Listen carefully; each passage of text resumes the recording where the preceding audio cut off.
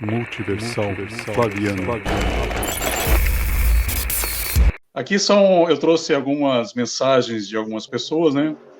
Então nós temos aqui o Abraham Lincoln: aqueles que negam liberdade aos outros não a merecem para si mesmos. A princesa Isabel vai dizer o seguinte: se 1000 outros tronos eu tivesse, 1000 tronos eu perderia para pôr a fim à escravidão.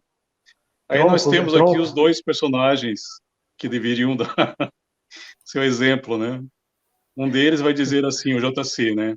E o servo que soube a vontade de seu senhor e não se aprontou, nem fez conforme a sua vontade, será castigado com muitos açoites. E o nosso amigo Jeová vai dizer o seguinte: os seus escravos e as suas escravas deverão vir dos povos que vivem ao redor de vocês. Deles vocês podem o quê? Poderão comprar escravo ou escrava. Ou seja, quando ele diz para amar seus irmãos, ele está se referindo aos israelitas. Quando ele está dizendo, se referindo aos povos fora de lá, era isso que eles pregavam, né? Se poderia escravizar, poderia matar, poderia fazer qualquer coisa. Então, quando você vê na Bíblia dizendo ame o seu irmão, não está dizendo o irmão de outra raça, era o povo israelita, tá? Aí vou trazer aqui os direitos humanos, né? Que, de acordo com alguns especialistas, eles dizem que se utilizaram, basearam no cilindro de Ciro o Grande. Então nós temos aqui, olha, veja a diferença do texto do Antigo e do Novo Testamento para as leis criadas na França, né? Eu esqueci a data que foi redigido, né? Então nós temos aqui, ó, artigo 1. Todos os homens nascem livres e iguais em dignidade e direitos. São dotados de razão e consciência e devem agir em relação uns aos outros com espírito de fraternidade.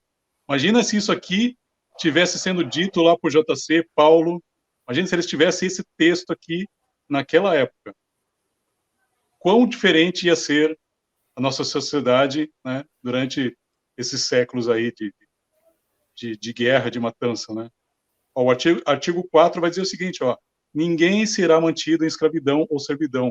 A escravidão e o tráfico de escravos estão proibidos em todas as suas formas. Artigo 5. Ninguém será submetido a tortura, nem a tratamento ou castigo cruel, desumano ou degradante. Resumindo, a Bíblia viola as leis dos direitos humanos. Não precisamos usar muitos textos para provar que a Bíblia não deve ser usada como um manual de moral e justiça. Olha, em Mateus aqui que vai dizer aqui, ó: escravo, amem seus senhores, mesmo aqueles que te colocam no tronco e te açoitam, né? Mateus vai dizer o seguinte, ó: ouvistes que foi dito, amarás o teu próximo e odiarás o teu inimigo. Mas eu lhe digo, ame seus inimigos, abençoe os que te amaldiçoam, faça bem aos que te odeiam e orem por aqueles que, apesar de te usarem, o perseguem. Você acha que um ser divino pregaria esse tipo de mensagem, né? Ou seja, imagina isso aí na época do nazismo, né? Ele dizendo, esse personagem lá no nazismo, dizendo para eles aceitarem o regime nazista, quando eles estavam levando os judeus lá para serem incinerados, ele dizendo, ó, vão com Deus, né? Imagina só, é isso que ele está dizendo aqui, né? Ame seus inimigos, ó. E aí eu trouxe o texto aqui do John Henrik Clark, vai dizer o seguinte, ó: como pode um escravo e seu senhor rezarem para o mesmo Deus? Então ambos esperam ter suas preces atendidas pelo mesmo Deus? Esse finalzinho aí foi o que eu mais gostei, Francis. Veja que interessante, né, cara? O pessoal não para pensar nisso, né? Então, assim, veja que naquela época da escravidão, você tinha os donos de escravo fazendo suas orações lá, e você tinha os negros fazendo seus cultos, e eles estavam rezando para quem? Para o mesmo Deus. Então, os negros pedindo a liberdade, para Deus dar liberdade para eles, enquanto os brancos rezavam para que Deus ajudasse e para que os negros não fugissem. Basicamente isso. Ou então orando assim, dê saúde para o meu escravo, para que a lavoura o ano que vem seja... Continua na lavoura, trabalhando direitinho, né? Isso. O que a gente queria, na verdade, abordar é justamente essa questão da moralidade, porque até hoje a gente escuta as pessoas dizendo que o livro sagrado é a nossa base moral.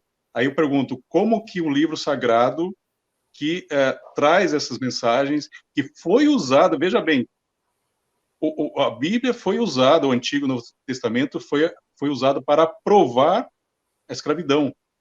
Então veja que se não fossem os humanistas seculares, tanto, não vou dizer que eram todos ateus, né? Você tinha ateus, você tinha cristãos e tinha agnósticos, que foram os caras que criaram a lei da abolição, na 13ª emenda, por exemplo. Então você tinha cristãos que eram contra, mas veja que, de acordo com aquele historiador, né, o Theise, vários clérigos escreveram vários textos para provar que eles tinham o direito de obter escravo.